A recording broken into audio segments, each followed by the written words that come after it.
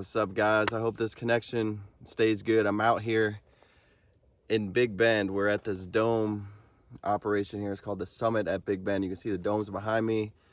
Sun setting.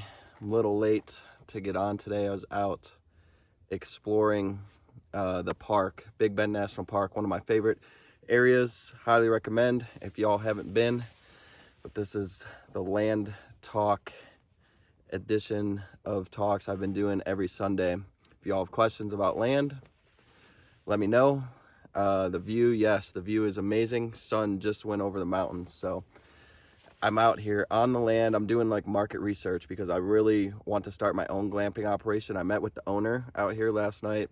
Super appreciative of him. He invited us up to his ranch, just like up over the hill. You would never know anyone's back there. And picked his brain for probably an hour or two. He's making, tens of thousands a year just in firewood sales. It's crazy. Firewood, he's got, you can't see it, but he's got the domes rent out for $200 a night. He's got a couple of cave stays here. I'll move out of the way so y'all can see the domes back there.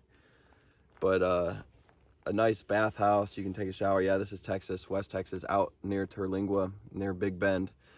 So I really want to, I'm looking at a different area, so I'm trying to just, set up my own operation on a smaller scale.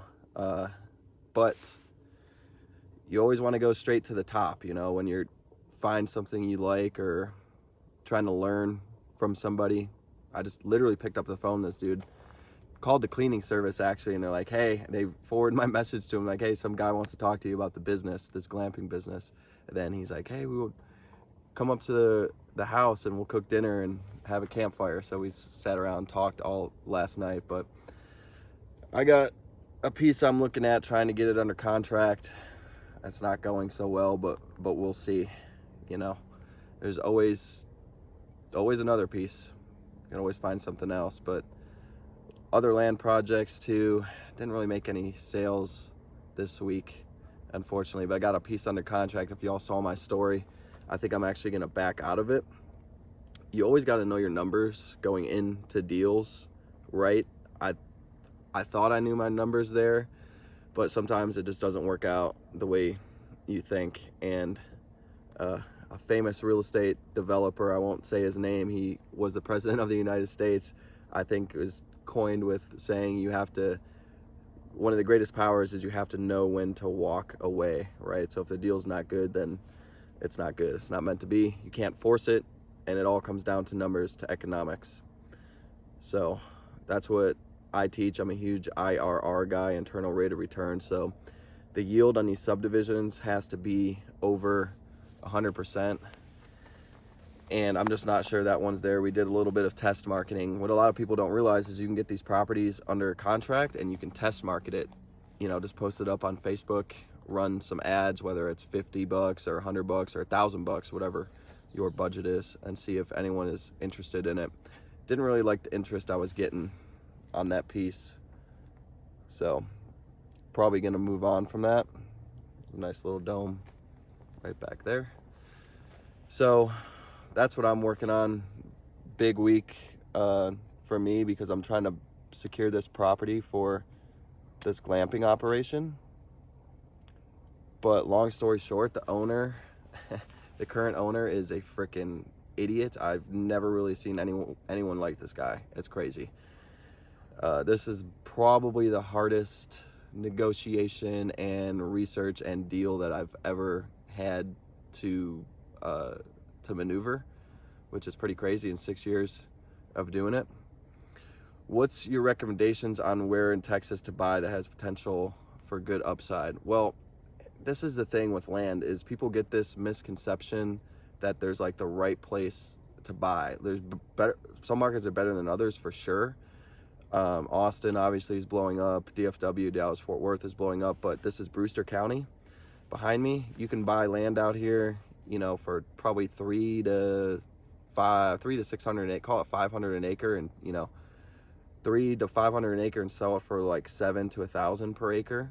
But you can go to DFW and buy land for 4,000 or 5,000 per acre and sell it for 10,000, 15,000 per acre. So it's really about the purchase price, obviously, Dry land like this, just desert land in the mountains, this land has water, but dry land, you know, I've sold plenty of dry land. You can buy it for 300, sell it for 600 per acre.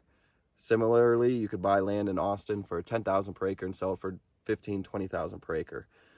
So a deal is just economics, and every market's different, and some markets will move faster than others, but you can make your land move fast if you're just significantly under market. You know, if you're priced well below what everyone else is asking for the land, you can make it move quick. So I'm not sure I have like one specific answer for you on like which place is the best in Texas. I really like West Texas, but if you're looking for like the pure hot markets in Texas, Austin's number 1, DFW's number 2, I'd say probably San Antonio number 3, and Houston number 4.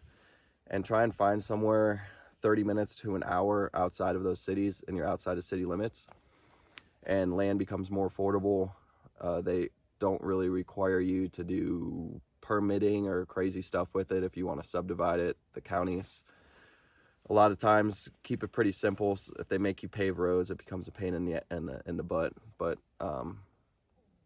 you know, those are the 4 markets in Texas, but try and stay outside of city limits. Do I partner up? A lot of people want to partner with me and do land deals and stuff. Here's the deal. Here's why I don't like partnering up. Because deal flow is not my problem. So although someone could bring me a smoking deal, I need to give them something. If I want to give them a finder's fee, if they're okay with that, then cool, for sure, all day. Bring me a deal. I only do seller financing right now. So if you bring me a deal that's the seller agrees to finance and hold and carry the note, then I'm all in.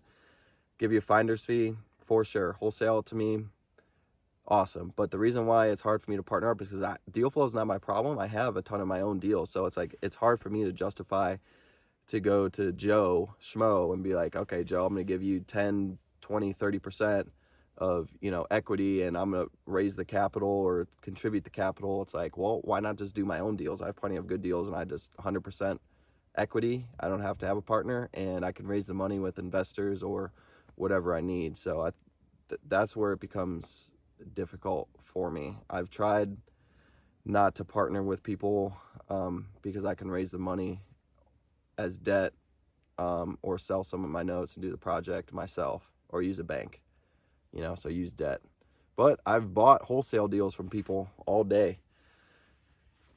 People who are land flippers, and they come to me, they don't want to subdivide the land, you know, they have it under contract for $100,000. I can subdivide it, it's worth $400,000 or $500,000, and I buy it from them for $120,000 to, you know, $150,000. And so it's kind of just a win-win-win for me, for them, for the end buyers.